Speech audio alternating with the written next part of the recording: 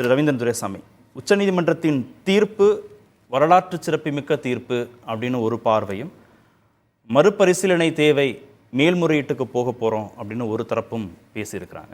எப்படி அணுகணும் அந்த தீர்ப்பை? என்னை பொறுத்தவரை உச்சநீதிமன்ற தீர்ப்பை நான் வரவேற்கிறேன். என்னோட பார்வை பொதுவாக ஒரு பார்வை இருக்குது. சேம் மிசரிஸை ஒரு அனுபவிக்கக்கூடிய ஒரு சமூகங்கள் அவங்கள ஹோமோஜினியஸ் என்டிட்டியாக தான் பார்க்கணுங்கிற ஒரு பார்வை இருக்குது. இந்த ப்ராசஸில் எப்படி வருதுன்னா, உங்களுக்கு 1965ஆம் ஆண்டு ஹோம் மினிஸ்ட்ரியிலேருந்து ஒரு ரிப்போர்ட் கொடுத்தாங்க. அந்த ரிப்போர்ட் என்னென்னா, மகாராஷ்டிராவில் உள்ள மகர் சமூகமும் உத்தரப்பிரதேசில் உள்ள சாமர் சமூகமும் எஸ்சியோட ஒதுக்கீட்டில் மிகப்பெரிய அளவுக்கு லயன் ஷேர் அவங்க தான் எடுக்கிறாங்க. ஸோ இவங்களை வந்து இதிலேருந்து எலிமினேட் பண்ணணும், எலிமினேஷன் ப்ராசஸில் கொண்டு வரணுங்கிறத கொடுத்தாங்க. அப்போ மகாராஷ்டிரா காங்கிரஸ் தலைவர்களும் உத்தரப்பிரதேஷ் காங்கிரஸ் தலைவர்களும் அப்பர் காஸ்ட் பீப்புள் தான். அவங்க வந்து அன்றைக்கி இருந்த ஏசிசி தலைவர்கிட்ட சொல்லி ஹோம் மினிஸ்ட்ரியில் வந்து இதை பெர்சீவ் பண்ணக்கூடாதுன்னு ஸ்டாப் பண்ணி வச்சாங்க. ஸோ அந்த இடத்துக்குள்ளே ஒரு அரசியல் இருக்கிறதுனால எலிமினேஷன் ப்ராசஸ் வந்து இங்கே வாய்ப்பு இல்லாமல் போகுது.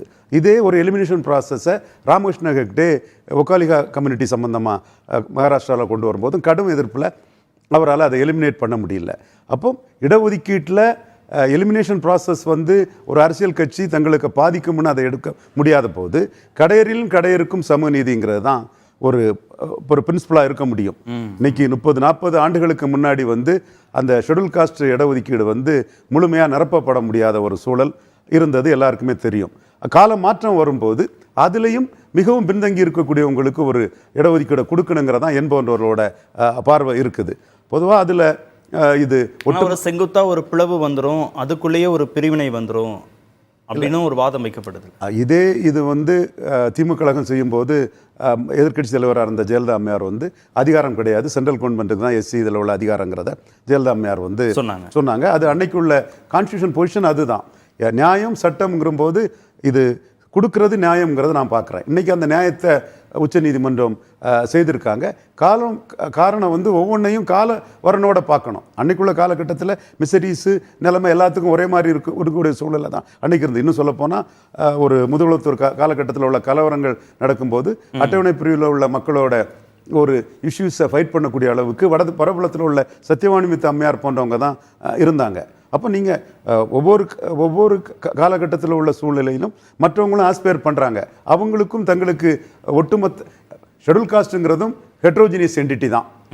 ஓபிசி எப்படி ஹெட்ரோஜினியஸ் என்டிட்டியோ, எம்பிசி எப்படி ஹெட்ரோஜினியஸ் என்டிட்டியோ, ஷெட்யூல் காஸ்ட்டுங்கிறது ஹெட்ரோஜினியஸ் என்டி தான். பொதுவாக வந்து ஷெட்யூல் காஸ்ட் உலகம் என்பது உயர்ந்தோர் மாட்டேங்கிற மாதிரி பிசியில் வந்து நாடாறு, கொங்கு வேளாளர், யாதவர்னு பார்க்கக்கூடியவங்க, எம்பிசியில் பிரமலை கள்ளர், வன்னியர், வண்ணார், நாவிதரன் பார்க்கக்கூடியவங்க. ஷெட்யூல் காஸ்ட்லேயும் வந்து பொதுவாக முன்னாடி பார்க்கறது கிடையாது.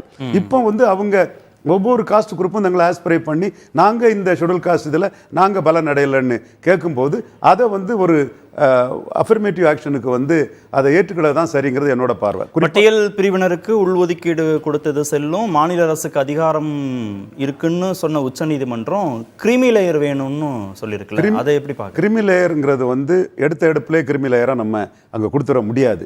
பட் இந்த வேணுங்கிற இந்த இது வந்து இன்னைக்கு ஸ்டார்ட் ஆகிறது இன்னும் ஒரு 10-20 வருஷத்துக்கு பிறகு நடந்தால் கூட நல்லது தான். ஏன்னா அதில் வந்து 4வது தலைமுறைக்கு வேண்டான்னு சொல்கிறாங்க. பட் கிரிமிலேயர் வந்து அதுக்கு எதிராக பேசக்கூடியவங்க கிரிமிலேயர் தான் ஒரு சமுதாயத்தை பிரதிபலித்த முடியும், அவங்கள அடிச்சுட்டா அந்த சமுதாயத்தோட எழுச்சியை அடிக்க முடியுங்கிற ஒரு கருத்தையும் முன்வைக்கிறாங்க. அதே வேளையில் கிரிமிலேயருங்கிறது எம்ஜிஆர் கொண்டு வந்தது தானே. மக்கள் தலைவர் எம்ஜிஆர் வந்து பிசி இடஒதுக்கீட்டில் 1980ஆம் ஆண்டு அதில் ஒரு என்ன கொண்டு வந்தாருன்னா 9,000 அன்னைக்குள்ள இதில் வருமான வரம்பு. இந்த வருமான வரம்புக்கு மேலே உள்ள பிசிக்கு வந்து இடஒதுக்கீடு கிடையாது. ஒரு வேளையில் மற்றவங்க அதை பில்லப் பண்ணலைன்னா இவங்களுக்கு தான் அது சேரும். அவர் யாரையும் அதில் பிசிக்கு எதிராக பண்ணலை. பிசியில் பொருளாதார ரீதியாக பின்தங்கியவர்களுக்கு தான் மக்கள் தலைவர் எம்ஜிஆர் ஒரு நல்ல இதை அன்னைக்கு சொல்லியிருந்தார். அது தேர்தல் தோல்வி வந்து அதை அடிச்சிட்டு திரும்ப பெற்றுக்கொண்டு, சப்போஸ் அது தேர்தலில் வெற்றி பெற்றிருந்தால் அது வேற திசையில் போயிருக்கலாம். ஸோ இந்த கிரிமிலேயர் கான்செப்ட் வந்து ஓபிசிக்கு இருக்குது இன்னைக்கு. ஆனால் எஸ்சி எஸ்டிக்கு வந்து இன்னைக்கு போட்ட வித இன்னும் ஒரு 20 ஆண்டுகளுக்கு போகிறதா தேவை. ஏன்னா ஒரு குறிப்பிட்ட எஸ்சி எஸ்டியில் உள்ளவங்களே அது பலன் அடையும் போது அந்த கிராமத்தில் இருக்கக்கூடிய ஒரு எஸ்சி பிரிவை சேர்ந்தவங்க அவங்க படிக்கக்கூடிய ஸ்கூலு, அவங்க உள்ளாகக்கூடிய டிஸ்கிரிமினேஷன் அதில் நகரத்தில் உள்ளவங்களுக்கு இல்லை, நகரத்தில் உள்ள படித்த ஐஏஎஸ் ஆஃபீஸர் பிள்ளைங்களுக்கு இல்லை. அம்பேத்கரே என்ன சொல்றாருன்னா, நீங்கள் மைக்ரேட் பண்ணி நகரத்துக்கு வந்தீங்கன்னா அப்ரஷன் இருக்காதுன்னு சொல்கிறாங்க. அப்போ நகரத்தில் உள்ளவங்க நல்ல இன்ஸ்டிடியூஷன்ஸை அவங்கள அவைல் பண்ண முடியுது. அவங்க நகரத்துக்கு வந்து எல்லாரும் ஒடுக்கப்பட்ட சமூகமும் உயர்ந்துட்டாங்களா? இல்லை, நகரத்தில் உள்ளவங்க கிராமத்தில் உள்ளவங்களோட இன்ஸ்டிடியூஷன் அவைல் பண்ண முடியுது. அது மட்டுமே நான் கிரைட்டீரியா வைக்கல. நகரத்தில் வந்து 3 தலைமுறையாட்டு அவங்க அவைல் பண்ணக்கூடியவங்க, 4வது தலைமுறை வேண்டாங்கிறது தான் ஒரு பார்வை. ஸோ கிரிமி லேயர்ங்கிறத ஓபிசியில் பார்க்குற மாதிரி எஸ்சியில் எடுப்பிலே பார்த்துட முடியாது. ஆனால் இது வந்து இதே புள்ளியில் கால மாற்றம் ஏதோ ஒரு புள்ளியில கிரிமி லேயரை கொண்டு வரணும்ன்றீங்க. இது இன்னைக்கு 20 வருஷம் ஆகலாம். அது வர்றது தான் கரெக்டாக இருக்கும். அல்லது ஒரு சைடு அது பலன் பெறுவங்களே பலன் பெறுவாங்க, பலன் பெறாத ஒரு செக்ஷன் வந்து பின்னுக்கு தங்கி போகக்கூடிய வாய்ப்புகள் இருக்குது. நகர்ப்புறத்தில் உள்ளவங்களும் வாய்ப்பு இல்லாமல் இருக்கிறாங்கிறத நான் மறுக்க வரல. நீதிமன்றத்தின் பார்வையும் அதுதான் இருக்கு. கண்டிப்பாக. ஓகே.